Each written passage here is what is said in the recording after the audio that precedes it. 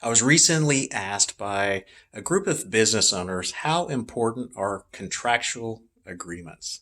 And although that sounds like a very elementary, duh question, so many business owners don't put enough weight into their contracts because it's not if you will need them, it's when you'll need them. For example, I had given some tips and some insight. I'm not an attorney at all, but there was a business partnership forming that I was working with. And some of the things I said to look out for when they were gathering the agenda, the topics, the information that they were going to put in their operating agreement was valuations.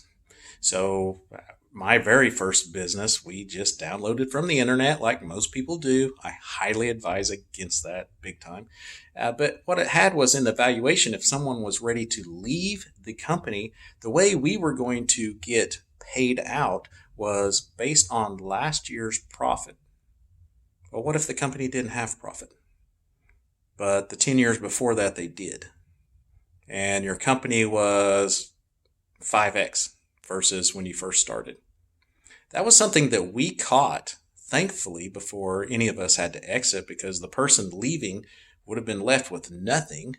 The people that were stayed would have got left with everything just because we had one bad year. They get the assets later down the road. Something else that we found was what happens if a business owner, a partner gets a divorce? What happens to the spouse? Does she get paid out?